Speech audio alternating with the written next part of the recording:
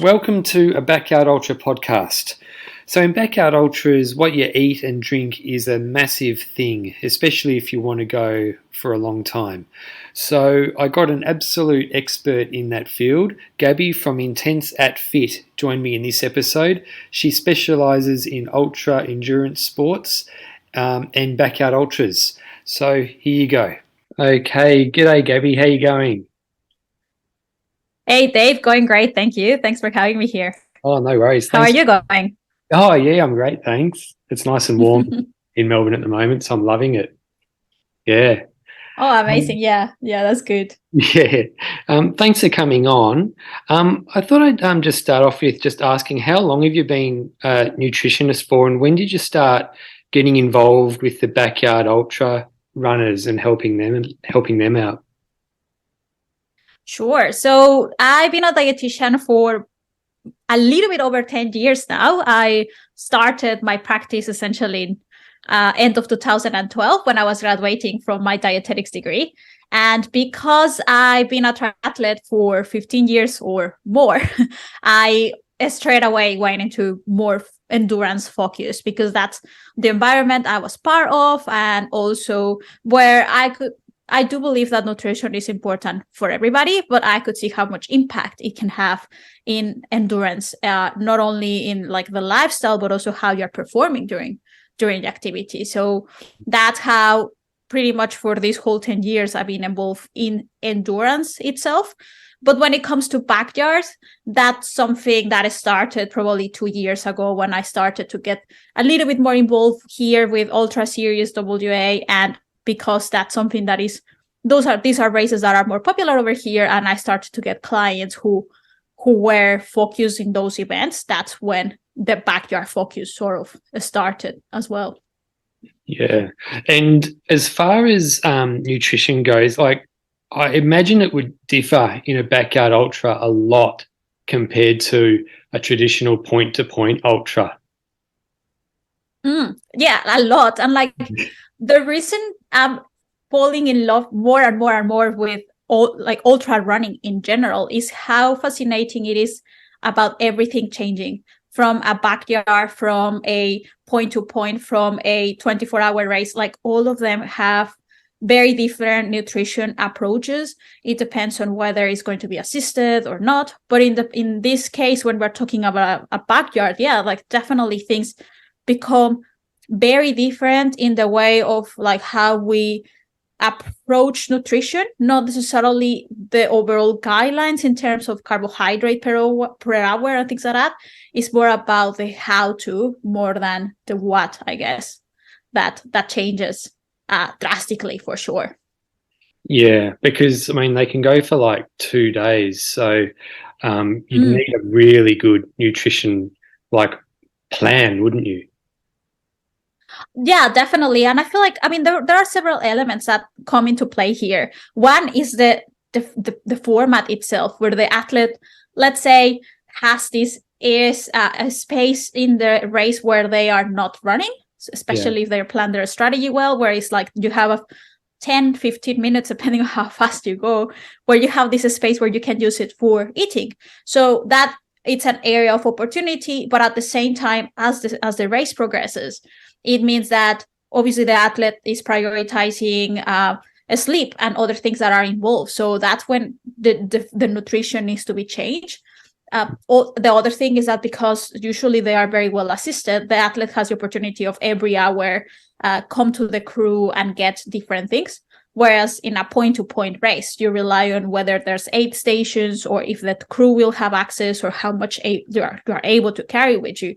So that changes what we're doing about each of them radically, essentially. And yeah, the next thing that comes to play is that, now we're saying that the backyards are lasting longer and longer, right? Mm-hmm. So that's when things is not as simple as saying like, oh, you just need to eat a sandwich per hour. And one thing is saying like, oh yeah, I can do a sandwich per hour for 4 hours. Maybe someone can push it to 10. But like if you're telling someone that they have to do that over 3 days, that's not going to work at all. Yeah. In the days leading into a Backyard Ultra, how many days leading into a Backyard Ultra do you think a runner should start preparing for the race nutritionally? Like, what kinds of foods and drinks should a runner consume in the days leading up to the start? Yeah. So strategically, let's say for the backyard plan, more than days, I'll say months in advance preparing for these things. Yeah. But when it comes like, all right, it's time to start executing the plan, let's say, at the very least, 2 to 3 days before the race, that's when we start making very conscious choices about food. We initially is prioritizing carbohydrates because it's following a carbohydrate loading protocol where the athlete comes to the start line with the tank full. That's essentially what we want to achieve.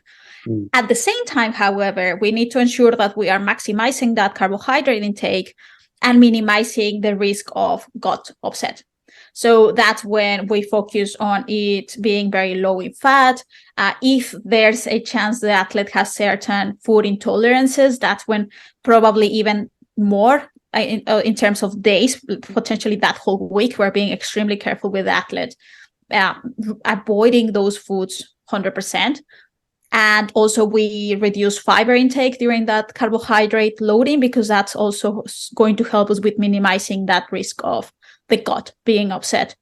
Alongside that is ensuring that the athlete is well hydrated, because first of all, we know that hydration has a key role in performance, but at the same time, as part of this carbohydrate loading, the body requires water to store that carbohydrate. So if the athlete is not hydrating well, there's this disbalance that can either risk not loading properly or being dehydrated as a consequence of all the water being stored there instead of actually like using the other roles that the other functions the body has.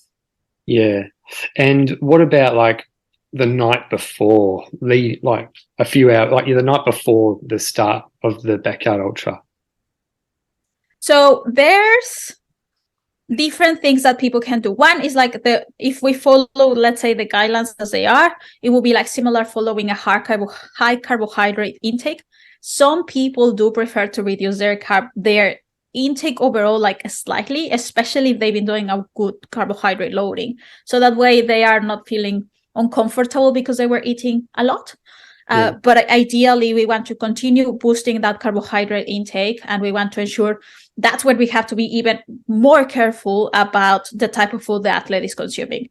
It becomes very challenging when the athlete is traveling and the options are limited. So that's why it's super important to have these considered as part of the planning, like where you're going to stay, where is the shops, where are you going to cook, like all these things are very important also as part of like what we're planning for the athlete to have in mind.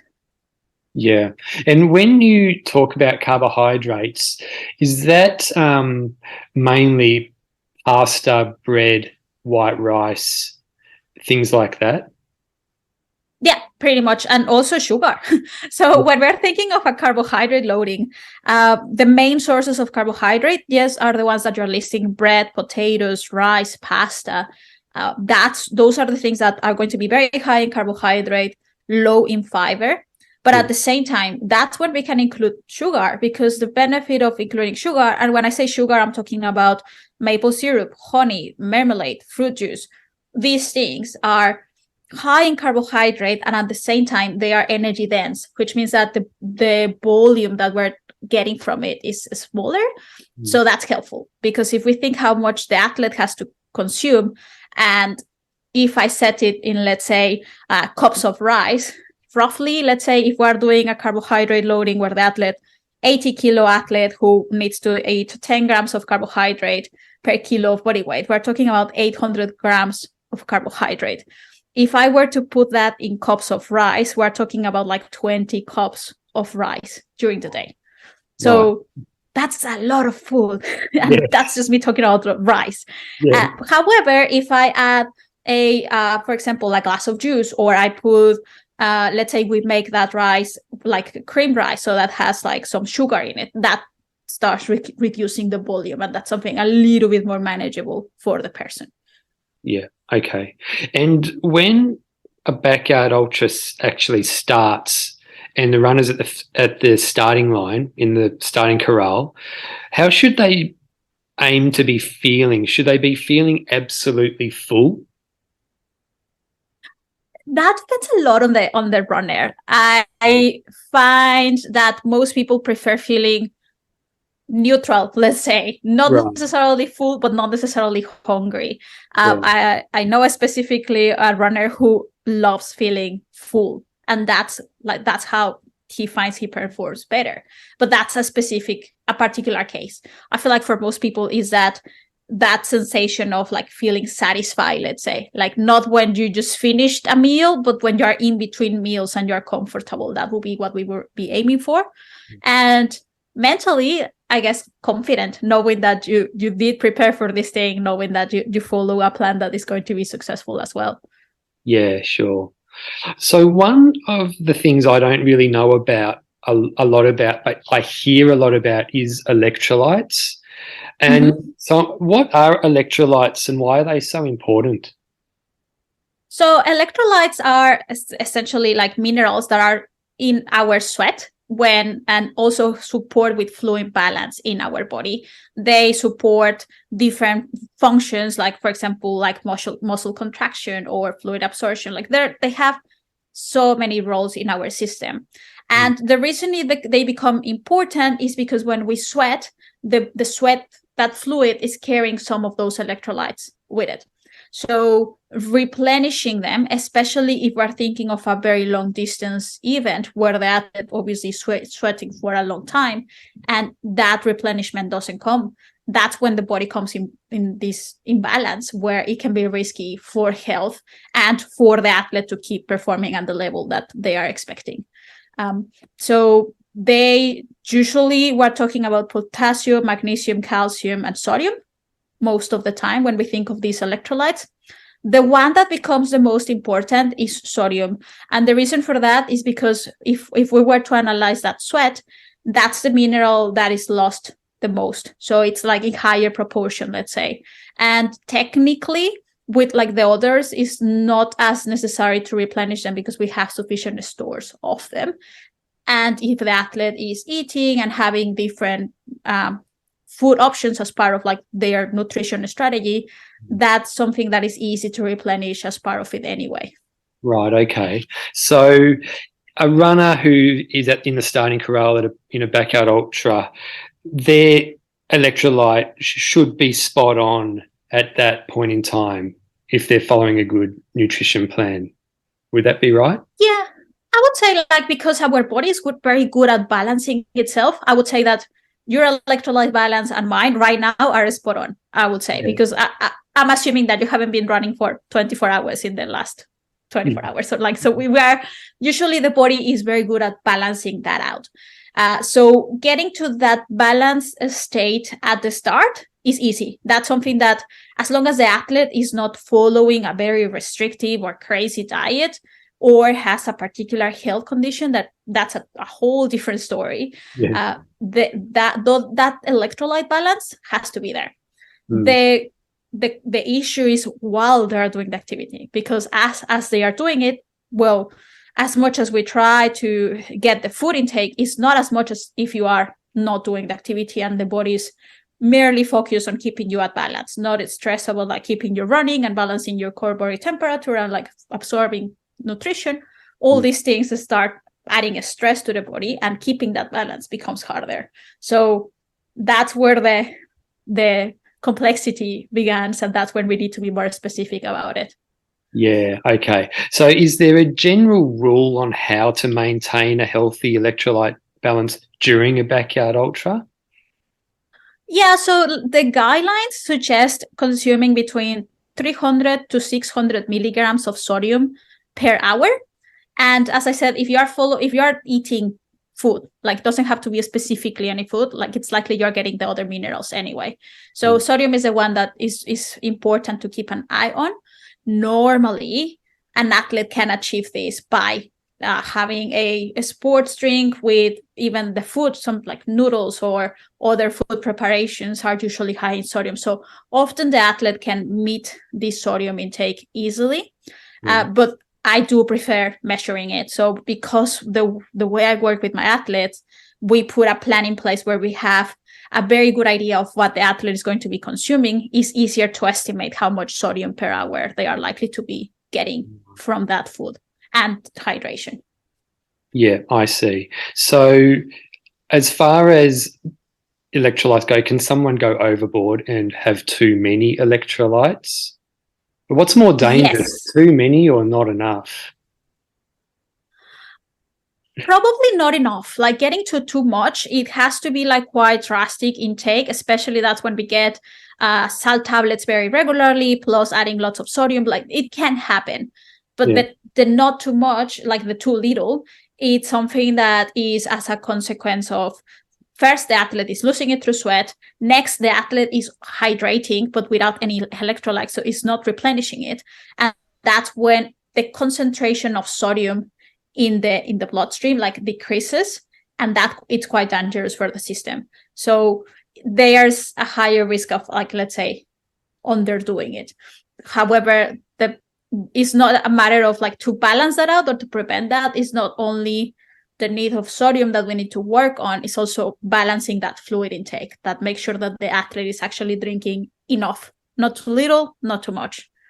Yeah. Okay. So can drinking water then just on its own cause an imbalance? And does that mean that I should avoid drinking too much just water on its own during a backyard ultra?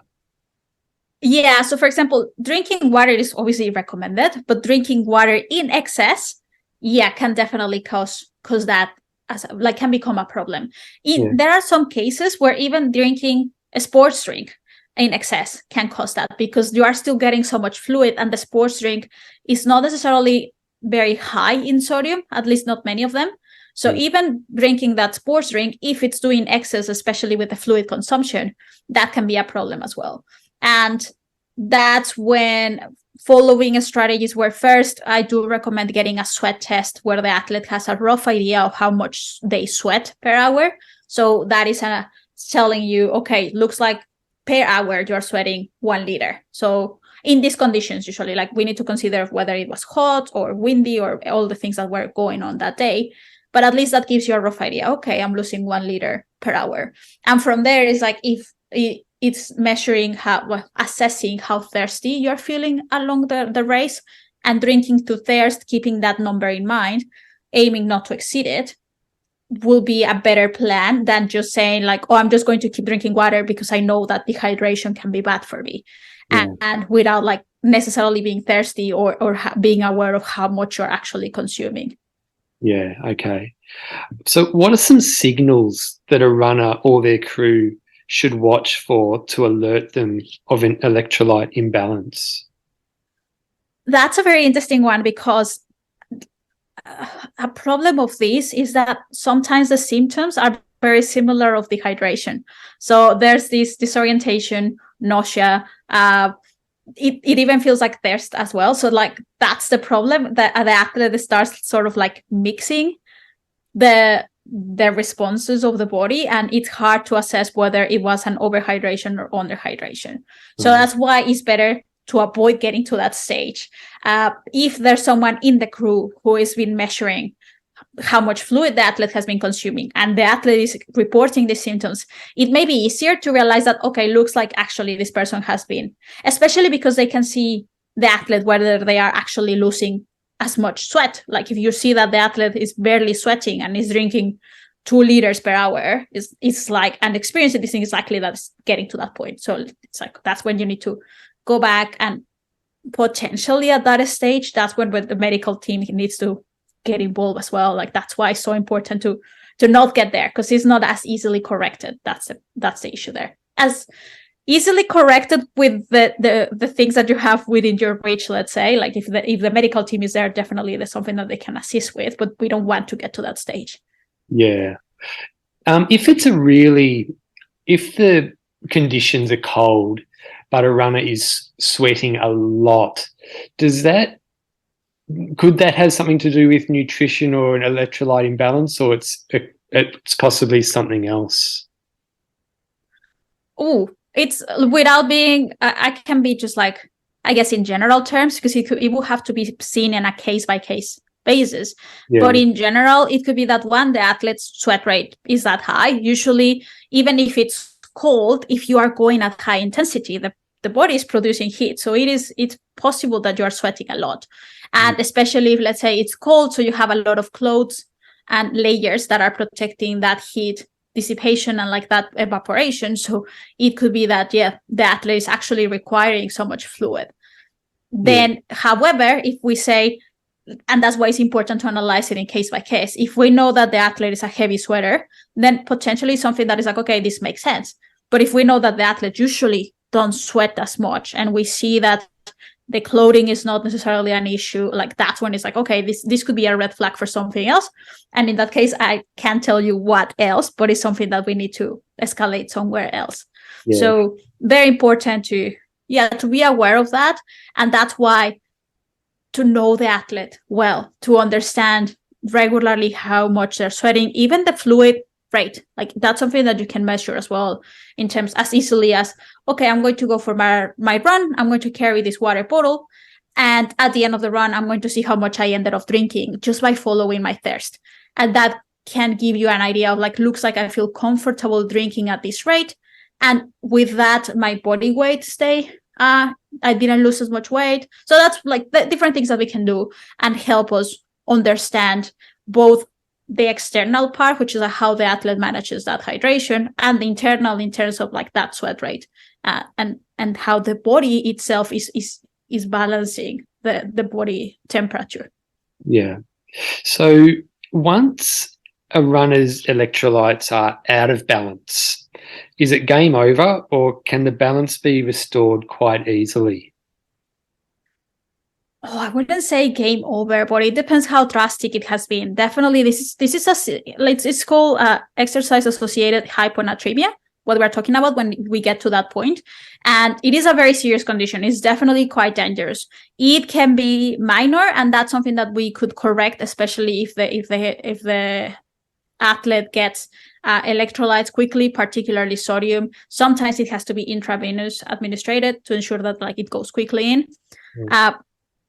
Maybe that's what I would classify as easily corrected in this case. Wow. So it almost, unless that, and then from there is the judgment of deciding whether it's a good idea. Was the athlete, let's say, is fixed under quotations, whether it's a good idea to keep going. I feel like in most circumstances, it's unlikely that the athlete will be advised to just keep pushing.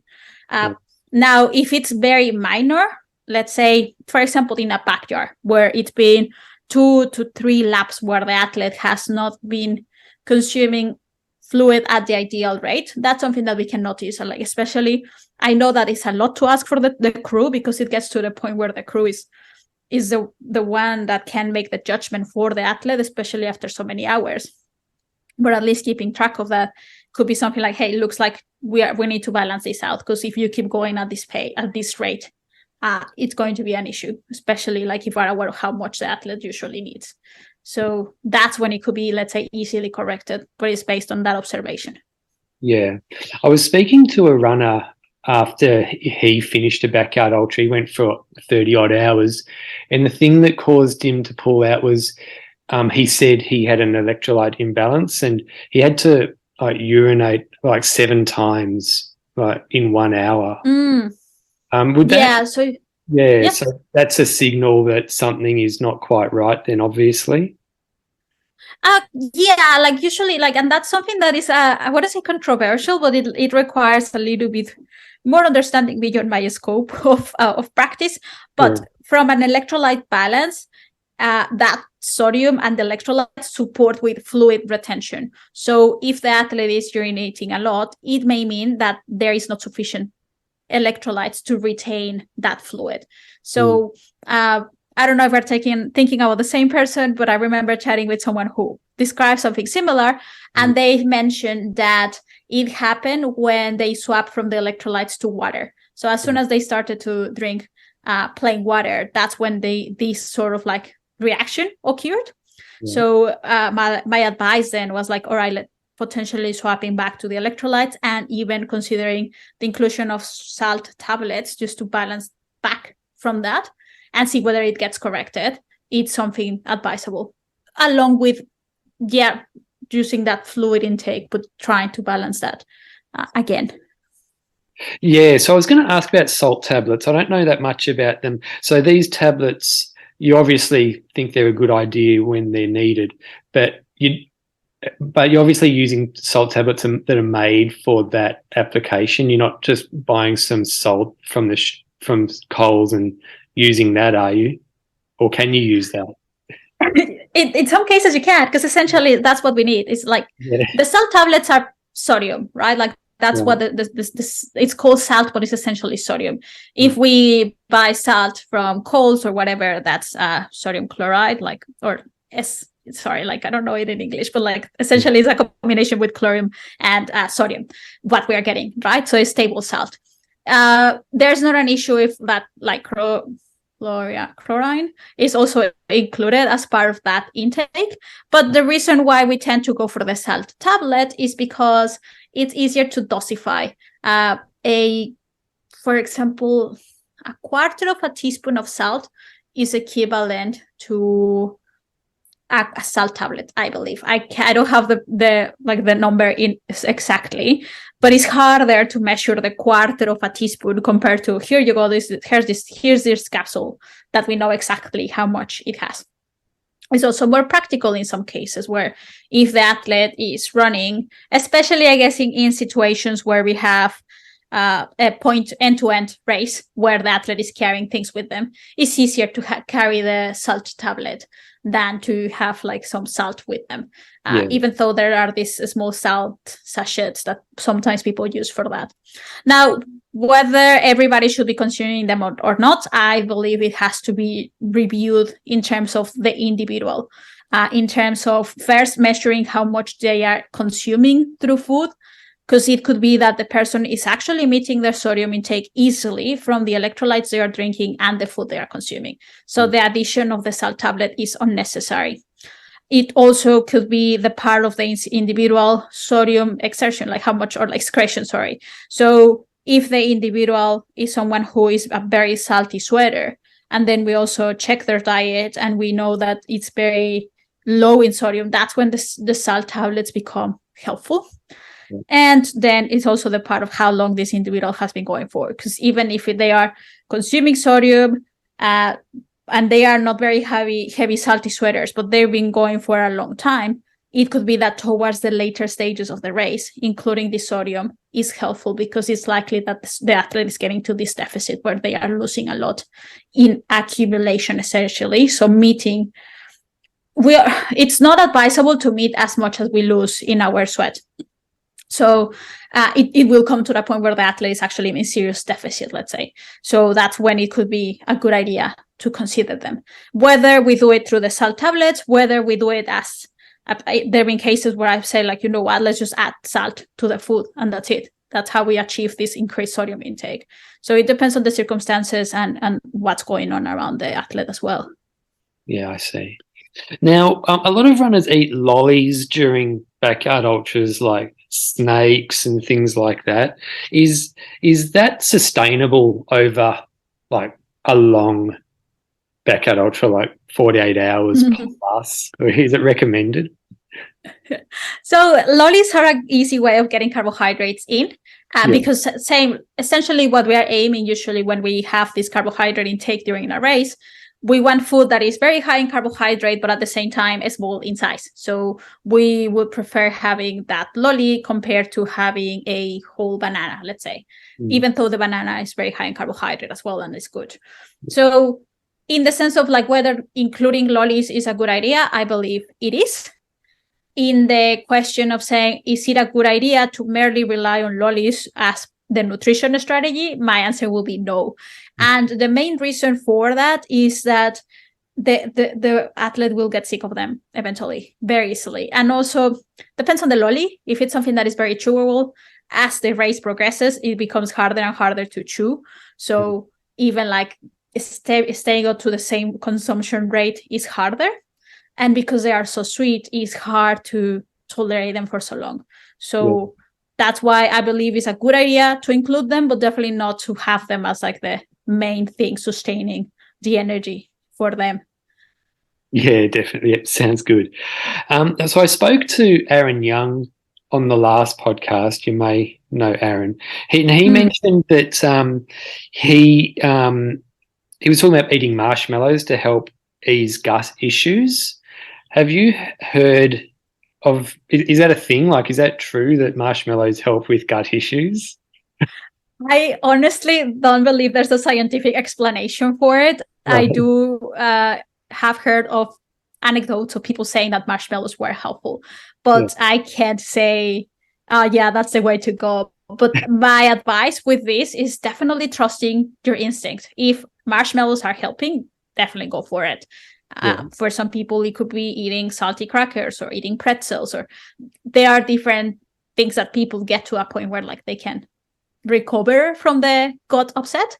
So yeah, I feel like if once you're at that stage, it's worth considering. If you know that, like, well, I've never been in this situation, but I know that this person suggested marshmallows, especially because it makes sense. It's still carbohydrates. Like, it's not like, oh, they suggested, I don't know, drinking Coke upside down and see how, like, that's when it's like, what are you talking about? But it's like, okay, marshmallow is carbohydrate. Let's give it a go. Or it's not something that can put the health at risk, essentially. Like, so that's when I say being careful about the advice out there. But in this case, it's something that I would say is harmless and worth considering. But interesting for future research if it's something that that's something, a common practice that actually helps. Yeah. So are there any other foods that have that kind of reputation like marshmallows that can help with gut issues, or any that have a scientific backing as well? Scientific backing, let's say, mostly is like potentially swapping to salt, let's say, or something savory that could help. But essentially assisting with gut issues, the things that have the most scientific backing is like in terms of preventing them. So reducing fiber, reducing fat, potentially working like reducing specific carbohydrate types that in some people are hard to absorb. Those are options that can prevent the gut issue, or at least, assist in like minimizing the risk of experiencing it. Once the athlete is at the gut issue stage, that's when the science becomes a little bit murky, because it's very hard to study. It's similar to cramps. Like, it's something that we need to wait for the person to get there to study it. And once the person is in that situation, it's very hard to be like, all right, let's stop the race so we can analyze this. It's very hard to actually, so all we can rely on is on people telling us, well, actually, like I had the marshmallows and it helped, or I drank Coke. I think Coke is one that is also similar. Ginger beer, similar, that people report by consuming this, their gut issues are relieved. And it also depends on how the gut issue is presenting. Is it nausea? Is it diarrhea? Is it like, it changes depending on also the symptoms the person is having. Yeah, very good. What are some Backyard Ultra nutrition staples that you think every runner should have with them? Oh, all right. I wouldn't say there are staples per se. My advice often is to go with the things the athlete is familiar with. So if, let's say, recently I mentioned sandwiches, but if the athlete for some reason never eats them, I feel like going straight for the sandwich during the backyard, it may not be the best thing, especially if they have not considered it even as part of training. But as we know that sandwiches usually are quite common in most people's diet, or something that at least we have had before.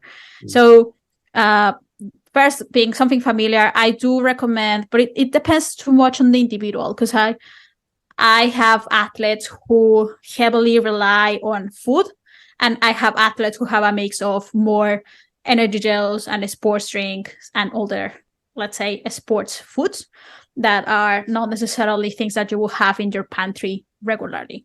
So it depends too much on that. But my advice would be like, it is helpful to consider a sports drink as part of that nutrition, because it's something that is giving us the fluid and at the same time electrolytes and at the same time carbohydrate.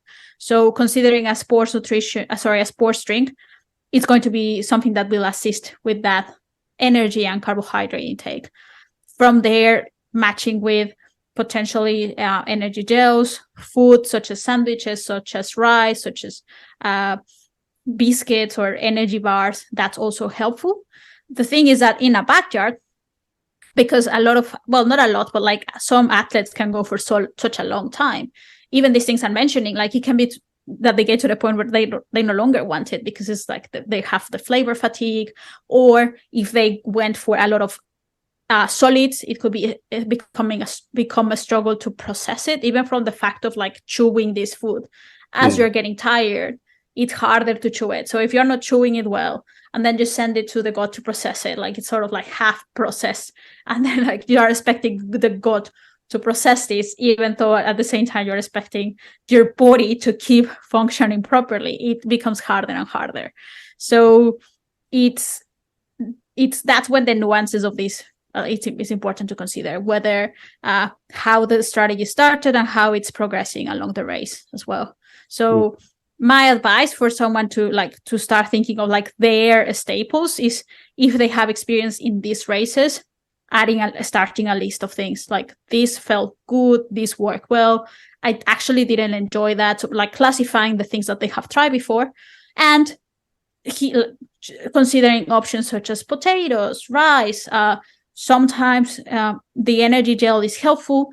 In these cases, I wouldn't advise the energy gel to be consumed as frequently for the same reason. It could get to the point where it gets super boring and like it's not something enjoyable anymore.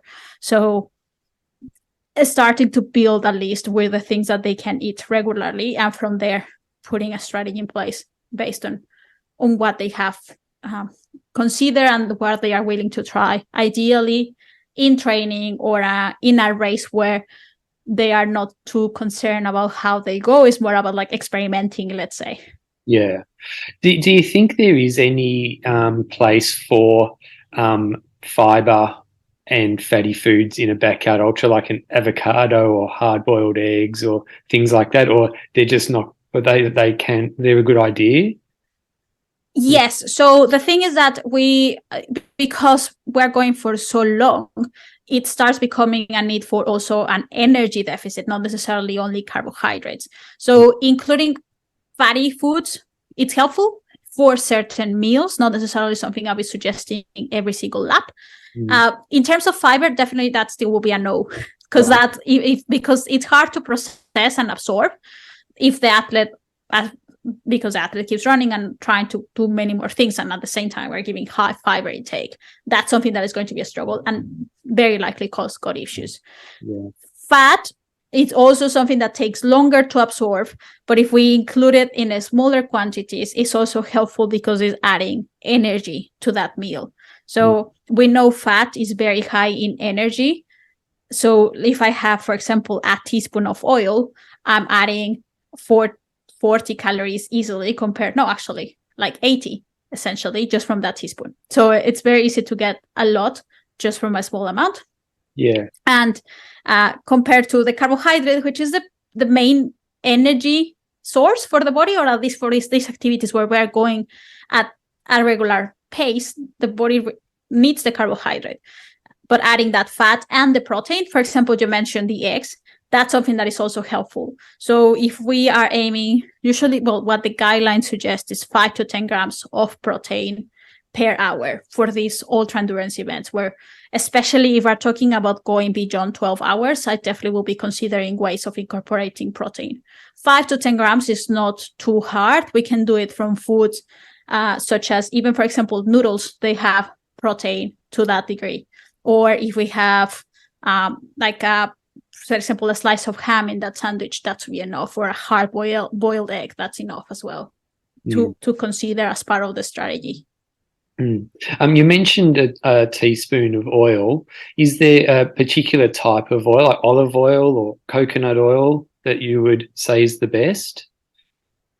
Not really. And I wouldn't advise the athlete to literally have a teaspoon of oil, because we're also dealing with the part of the food enjoyment as part of it. Like, I know that the athlete is not registering in the race to eat, but that's part of it. And if we if we are looking for foods that are enjoyable as part of it, asking the athlete to just simply have a teaspoon of oil is not going to be helpful. However, if we say like, hey, here is this fried rice that I cook with oil, that's it's adding carbohydrates and the calories. So that's a nicer way of getting it. Or here's this avocado sandwich.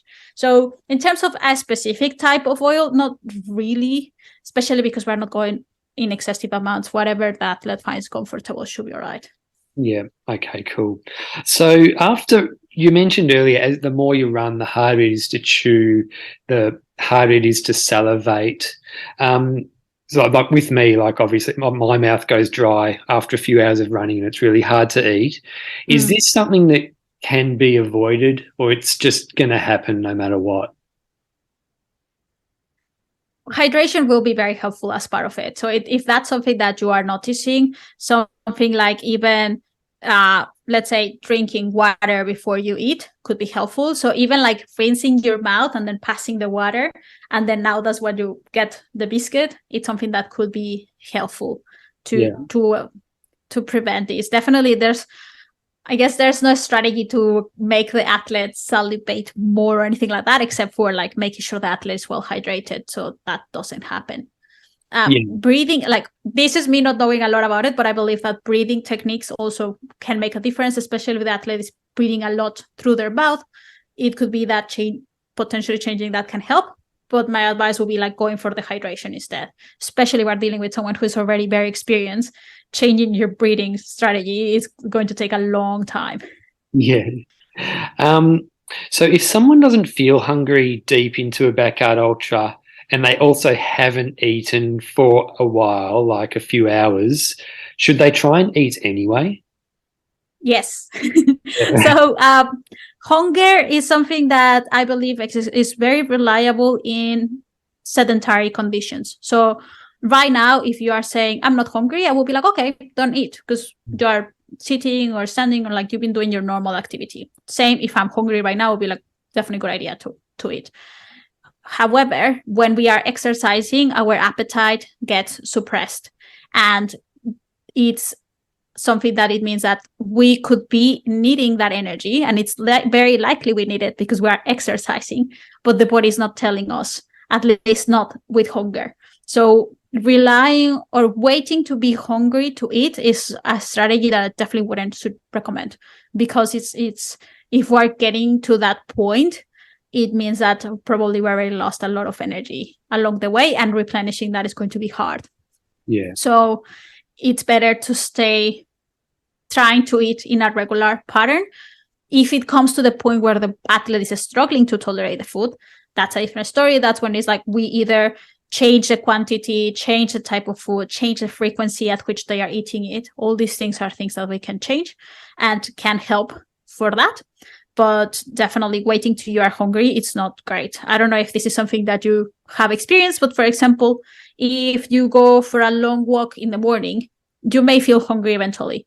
But if I tell you to spend the same time running, it's likely you won't feel as hungry, even though you are using way more energy in your body. But that's because the exercise is suppressing that hunger.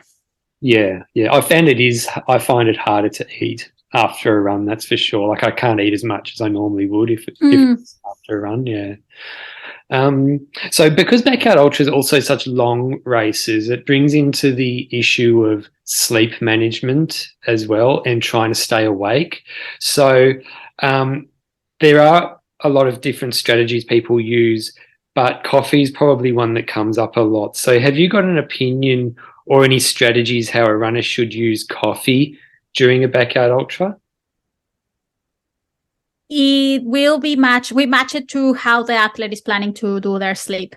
And it depends on also how long the athlete is going for. So my advice is, for example, first of all, caffeine is helpful. The caffeine is going to support with that alertness, and it also support with performance itself in the way that it actually enhances performance to a certain degree. Obviously, we get more benefit from the food and from training, but caffeine is that additional aid that I wouldn't disregard. So the way I would recommend it is, let's say if the athlete is someone who is aiming to definitely sleep and is well aware that having caffeine disrupts that sleep and it makes it very hard to get to have that 15-minute snooze, that's when we reduce the caffeine intake overnight and increase it during the day. Now, my suggestion and the way I normally do it with my athletes is having caffeine intake in intervals. So essentially every 3 to 4 hours, that's when we introduce the caffeine. That can come in the form of coffee, that can come in the form of Coke, can be in an energy gel, can be using a no dose as well. So there are different ways of getting that caffeine.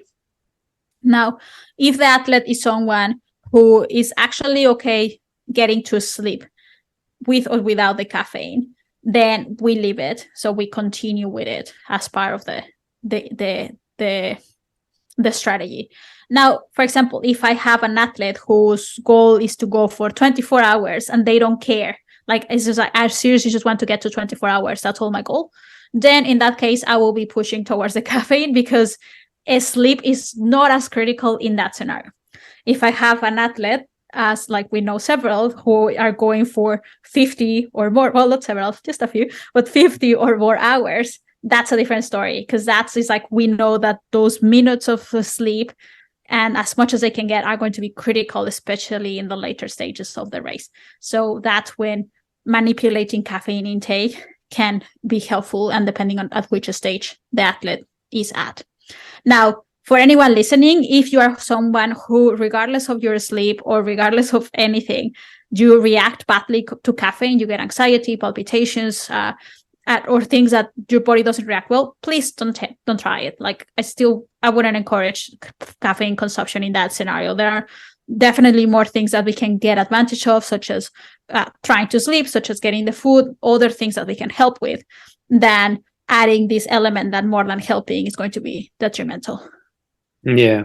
Like when I ran a backyard ultra last in September, I actually had some caffeine gels, and I did find after I had those for an hour or two, the pains in my legs went away a little bit. I'm not sure if it was the caffeine helping or if it was just my imagination, but it really did seem to make a difference with the pain in my legs.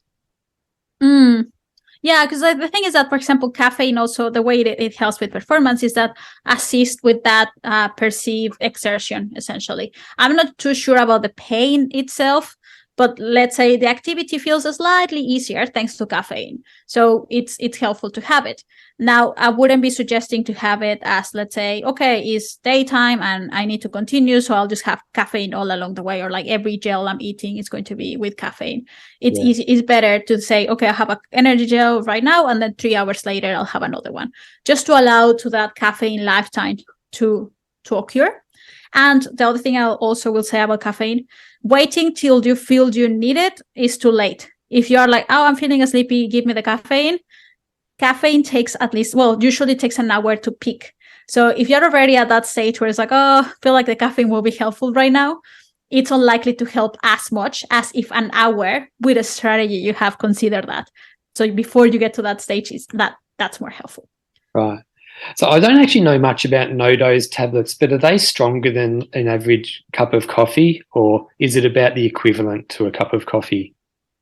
It depends how you prepare that coffee. My tendency in including caffeine I tend to recommend it either as no dose or the energy gel, or other ways that we have exact amount of how much caffeine the athlete is consuming, because that we know that the no dose says 100 milligrams, and that's what the athlete is getting, 100 milligrams of caffeine. Or the energy gels says 25, 50, 100, and we know that's how much they're getting. So at least, maybe because I'm so structured with the numbers and making sure that they're getting enough, that's why I like to see the number there. But in terms of how much caffeine the coffee has, that's why for the number is a little bit hard, because whether it's an espresso or whether it's filter or whether it's instant, that changes the amount of caffeine. Normally, it's less than the 100 milligrams than the no dose would have. Now, with caffeine, the thing is that more is not better. What is been shown is that is actually having it that is the effect, more than actually how much you have. And it can be a problem if the athlete has too much at the time. So if we are getting, usually, well, the recommendation is staying between 3 to 6 milligrams per kilogram of body weight. Per kilogram of body weight, so that in Spanish, per kilogram of body weight. That's the recommended amount of caffeine we would like. However, there's some evidence showing that if the athlete goes all the way to 9, that is actually, instead of helping the performance, is making it worse. So just because it works doesn't mean that if we do more of it, it's going to be better. So sticking to those 3 to 6 will be good. Now, if you're not too concerned about measuring how much caffeine you're getting, and you know well that the coffee has caffeine and it's unlikely it's like super strong, it's safe to assume that you are within the range that is helpful and safe, as long as you have that coffee and then you wait till you have the next one. It's not like you're having that one and then every lap you keep going with espresso shots, let's say. Yeah, I see. So yesterday I put a post on Instagram just asking anyone if they've got questions, and I did get a few responses. So the first question is, what are some food ideas for runners without a crew so they can't get any food cooked for them? Okay, so the runner doesn't have a crew, but they want cooked food. Was that the question? Like how they can get cooked food? I think they mean so they're not going to be able to cook food. Or not cooked. So, yeah. So what are some ideas for runners without a crew? Yeah. So I know, I swear sandwiches are not like necessarily my favorite, but they are so practical. So sandwiches, and probably they are very obvious, but they are a good one. You can leave them pre-made. Suggestions, so they are a little bit more enjoyable, putting in a way that you don't squash them. Especially if we are talking about a backyard where it's easier to have them in an esky or something like that. If you're running with the sandwich, it's going to get squashed somehow. So that's one. The other one is rice is something that can stay refrigerated for a while, and stay safe, let's say, as long as it's within it's cool, so that nothing happens to it. So rice is a good one that you can make a huge batch of, and potentially, let's say you don't have a crew, you have a short amount of time to, you don't even have the time to come and prepare the rice in a bowl, then my suggestion would be to have the small containers where you already have it ready, and then you just come and grab that small container and have it. So that's an easy way of consuming it and having something that is not only sandwiches. Then, and the benefit of that is that even you can have different, let's say, dressings for the rice. So you can have it with soy sauce, you can have a fried rice, you can have different ways. So at least the flavor changes, even though you're still having rice. Yeah. The other ones are also potatoes. Potatoes, once again, if you have them cooked, you can all make them even scrambled with egg if you want to. Same strategy, have it already in the container. And this is me assuming that you are someone who is comfortable eating it cold. Because if you were hoping to heat it up and things like that, that's different. If you have access to a microwave, that helps. So those potatoes, rice, those two, I would say they can last a while if you have them in the fridge or even in an esky with sufficient ice. Yeah. Yeah. Then we can move to things that are not necessarily pre-cooked. It are things that you just buy off the shelf. And those are when we have pretzels, when we have even if you want to buy even crisps are also I'm thinking of savory because usually these are the ones that is harder to think of or find. And otherwise, when we think of more sweet stuff, energy bars such as Cliff Bar, there are other brands that are coming up with their energy bars that are also really good. Having biscuits, for example, those Graham crackers or something like that, can help, but the thing is that those are a bit dry. So that's when, this is me thinking if you have enough time, you get your coffee and maybe you're getting your biscuit soaked in it and it's easier to eat it as well. So those are things that I would say especially could be helpful. And also, I know we talk about the lollies. Having the lollies available, it's something that is easy to grab. And yeah, there's a huge list. I don't know if you have it, actually, if you have it, if you thought of anything while I was sharing that list there. Oh, no, that all sounds really good, actually. Yeah, I like crackers. You know, the crackers with like the cream in the middle of them. Oh yeah, They yeah. work well for me.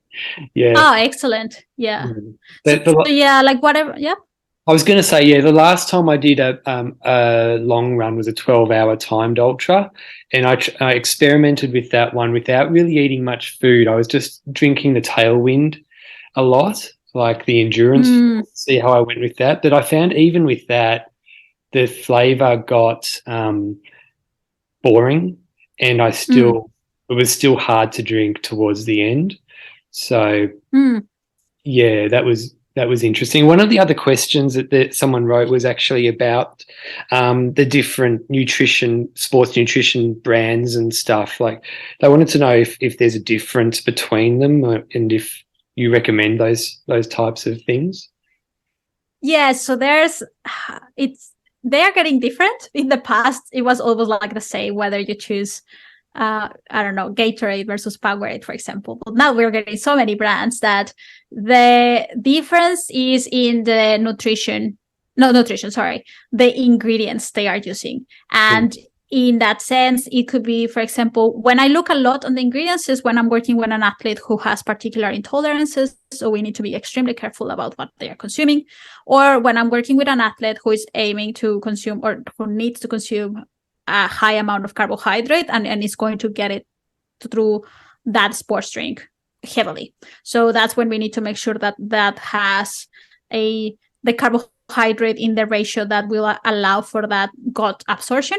If you're not hitting that target, the ingredient list is not as relevant. The other things that I would look at is the amount of energy per serve that this drink is providing. So there are some, let's say, isotonic beverages, which is where you will have normally, that's where you have normally Gatorade, Powerade there. By the way, I should have said disclaimer, I'm not affiliated to any brand. So usually what I suggest is the brand that the athlete finds the most comfortable. Yeah, I do, especially if I get an athlete who is like, look, I have tried several and I still haven't found the one I'm comfortable. And when they describe what they are looking at, I'm getting good at saying like, I think this brand will be helpful for you because of this. Flavors, circumstances, budget, that's important as well. Like that's a huge factor, especially now with like the brands, the budget can change drastically depending on what you're looking at. Yeah. So if I were to mention the ones that my athletes usually are comfortable with, I would say Tailwind for sure, Trail Brew, that's another one that people enjoy a lot. And Infinite Nutrition is another one that is also the reason I like that one a lot is because it is possible to sort of personalize it to the athlete's needs. So we can increase the sodium or we can increase the carbs or the flavor. So that's really helpful. And Morten, that's one that for the sports drink, yes, but also for energy gels is also very good. Yeah. But seriously, there's so many out there. I feel like it's best to try, and if you are comfortable with that brand, it doesn't matter if the person is standing next to you is saying like, oh, you should try this other one, it's marvelous. And if you already found the one, let's say, maybe there's not need to go out of your way trying it. Yeah, potentially include it in one of your training sessions just to see whether there's another option that you can consider. But yeah, I would say more than the brand is about how you are using it. So I know that there's a particular brand that is very popular because apparently it doesn't cause any stomach upset. And I know athletes who still will get the stomach upset from consuming it. And it's not the brand, it's how much they're getting, what other things they are having with it, at which rate of like intensity they are raising. That's when we need to look at those things before saying, oh, this is the one. It's more about, how you're consuming it that is going to make the biggest difference. Yeah. I noticed on your Instagram page that you actually have an idea for people who want to make their own energy drink with that. Yes. Yeah. So I recently shared that. Yeah. So can you just remind me what's in that? So it's without having the exact quantities, it's essentially sugar, salt, lemon or orange juice, and water. I believe those were all the ingredients. Yeah. And my advice in using those ones, it's probably better for training, let's say, or when the budget is a huge concern. Like it's possible, essentially, what a sports drink is giving us are those things. It's carbohydrate, it's electrolytes, it's fluid. So with what I mentioned, those ingredients, we can create it. The difference between going with this mix and a sports drink is changes a lot in terms of convenience. So the sports drink is already there, it's prepared, it's at the right ratio, it's even. It's not something that at the end of my run is going to be like all sunk at the bottom of it because it didn't mix well. So that's when it's nice. But if this preparation, let's say, works for you, then that's another option as well. Yeah. Now, there's also there's endurance fuels, but there's also recovery mixes that you can get. Would it be a good idea to have a recovery mix like during a backyard ultra as well, like maybe after 12 or 24 hours just to get some protein in there? Or would you say wait till the end? So the recovery mix, usually what they are including is the predominant thing is that it has protein. Then they add other things such as like elements that are supportive of muscle recovery, but don't necessarily have huge evidence, like some electrolytes or other like minerals there. But the biggest thing that is the difference between this recovery mix and a normal sports or energy mix is that this one will have protein and potentially carbohydrate at a lower concentration, but still will be present. So I think that it's a convenient way of using it as part of a backyard strategy where, let's say, the time or will to eat the egg versus drinking this thing that has the same amount of protein is there, then perhaps going for that drink is a good idea. Now, I wouldn't say you need to wait 10 to 12 hours to consume it. It's something that, because once we look at how much protein it has, how much carbohydrate, we can distribute it in a different way. We can say like maybe every 4 hours we have this thing, depending on how much protein we're actually getting from it. Or it can be like every four hours, that's when we have the eggs, or that's when we have this other food that is also high in protein. Now, waiting till the end or for any, let's say, training run, that's something that it's, once again, convenient. For example, if let's say in training you are finishing your run and then you're heading straight to work, you don't have a chance to have breakfast or anything like that, well, definitely having that recovery drink is going to be super helpful because at least you're getting something. But it's not any better than if you actually had the time and stopped home and had a breakfast. Potentially even the breakfast will be even better than that. For a backyard, same. I think because, and I think you mentioned that you struggle to eat after a run. A lot of people have that issue. So if the recovery drink is something that at least the athlete can be sipping slowly and starting to recover after this super strenuous event, that's a good idea. But if the athlete finishes and is like, I just want chips, please go for it, because I'm just happy for the athlete to eat whatever they feel like. Because at that stage, especially when it's going to be a struggle to eat, if the athlete or if their instinct is telling them to eat a particular thing, I will trust it. In the longer term, that's when we focus on, like, in the next 24 hours, making sure that the athlete is getting more protein somehow. But in the immediate end, after they finish, as much as the evidence shows that it's important that they eat if it's a struggle, and then also the athlete like just fell asleep straight away, I wouldn't wake them up just to like, oh, here's your protein. It's like, well, they're already asleep. Let's make sure that they eat once they wake up, and that's it. Yeah, sounds good. The other question, I'll read them anyway. You've kind of answered them during our discussion anyway. But, all right. So someone's asked what to eat when you don't want to eat. So in that one is the instinct, trusting the instinct. Like, I know sometimes here you are limited by the options you have in front of you. But if, let's say, whatever you have in front of you, there's one that is like at least the one that looks less worse, go with that one. But definitely, especially, and that's why, and I know I make a lot of emphasis on this, but like seriously having a strategy or a plan, it's helpful, because then you're aware of like, oh, actually, it is okay for me to not eat right now because I know that I've been eating well throughout this period. So I can skip this intake, let's say, and try again next time. But if you are getting to the point where you are not eating and you are still going, then I don't want to say force it, but if there's an option there that is like, I think this one wouldn't be as terrible as the other 6 look. Let's try that one. And that's when, for some people, fruit often it's a good one. Like that's something that they find easy to eat. So eating the fruit, even though fruit can easily, for example, for that question where it's like, what else can I have if I don't have a fruit is another one that is easy to have as part of these options. Yeah, watermelon's one of my favorites. That's what a lot of people say as well. And bananas for some people, not everybody, but yeah, bananas also help. Yeah. Any tips on how to store food when it's hot? So this is actually one that my client Jody suggested, and since then I was like, oh, that's a really good one. So essentially, the way she did it, or put the thing was like first froze it and then like wrap it in 3 towels and then put it like in with ice blocks around it, especially when it's very hot. Even though the thing was frozen before she put it in there, it was already cool by the time she got at it. Like it was not always still as hard as like frozen.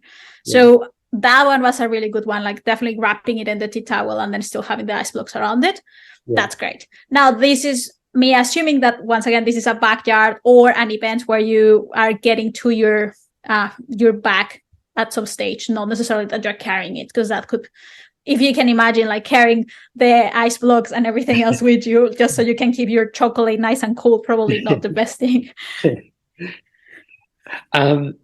So what I was going to say as well with the idea that you had, I actually, when I take an esky with me, I'll fill it up with a few bottles of water that I've frozen overnight, and that way I don't have to worry about the ice melting in the esky, because they're like big ice blocks anyway, the frozen bottles of water, and that worked pretty well. Yeah, that's a great idea. Yeah, that's a really good one as well. And saying, like, for example, even if you think of like you're eventually going to drink that water, that's like also helpful. So that's really good. Yeah. Whole Foods or bars? So it's you'll see that a lot of my answers here are it depends. Yeah. That the it depends is personal preference. It depends on how long we're going for. It depends on how much you're planning to eat. So for someone who is staying in a, let's say, normal intake, which is usually 60 grams of carbohydrate or less, whole foods are a good idea, because it's something that is tastes nice. It's adding variety because it's easier to get different flavors and things, so they are helpful. But if we're aiming for higher intake, if we want to get the same amount of energy from whole foods, we need to increase the quantity, and as part of that, sometimes it increases the fiber, increases the fat, and also the carbohydrate, at which like the ratio that we're consuming can change in a way that it's harder to absorb it. So that's when the bar is a good idea. Now, there are people who are actually happy with the bar, even if they are not going for high amounts, and that's because it's convenient. So normally we use a mix of things.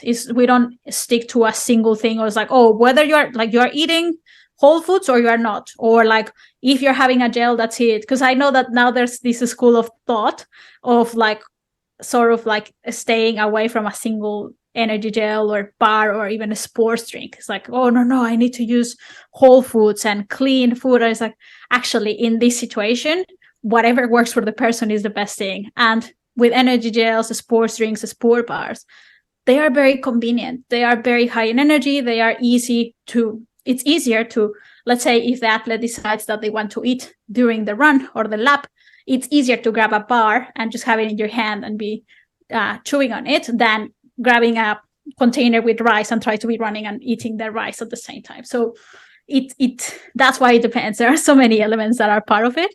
And I would say that if you're someone comfortable with the whole foods and you don't experience any gut upset, then that works well. Very good. So how can listeners find you, like on your website and Instagram and things like that? Yeah, all of them. So my website is intensefit.com. In that website, you can find a link to a scorecard. That is something that I have available for free if people want more, let's say, personalized advice. It's a quiz that you answer several questions, and based on your responses, you get suggestions on how to change your intake. It's not backyard focused, but it's definitely endurance athlete focused, and it evaluates in different areas of what I believe is critical for an athlete to consider as part of their nutrition as a whole. So that's there in the website. On my Instagram, very active there, same with Facebook. So it's at IntensityFit. Very happy for people to connect there with me if they want to flick me a message. I'm actually putting a workshop together for specifically for backyard races. So in the workshop, I'm going to walk people through how to set their nutrition for these events. So if someone listening is interested, just flick me a message either through Instagram or through my email, which is Gaby@intensityfit.com. I hope you can put it in the show notes so people know how to spell it. Yeah. And yeah, like happy for people to just reach out. Always happy to have a chat. Yeah, great. Well, look, thanks so much for coming on, Gaby. I reckon that there's so much good information that you've given us. And I reckon every single person who listens to this will get at least something out of it, for 100% sure. So, yeah, thanks. Oh, that's great to hear. Yeah, thanks so much. No, thanks, Dave. No I hope you continue to enjoy the nice weather, and yeah, thanks for the invite. Yeah, no worries. Well, enjoy the rest of your day. Oh, thank you. You too. I'll see you later. Yeah, sounds good. Thanks. Bye. Bye. If you've enjoyed this podcast, it would be awesome if you could share, comment, like, subscribe, all of that. If you've got any feedback, shoot me a message. Hope you have a great day. See ya.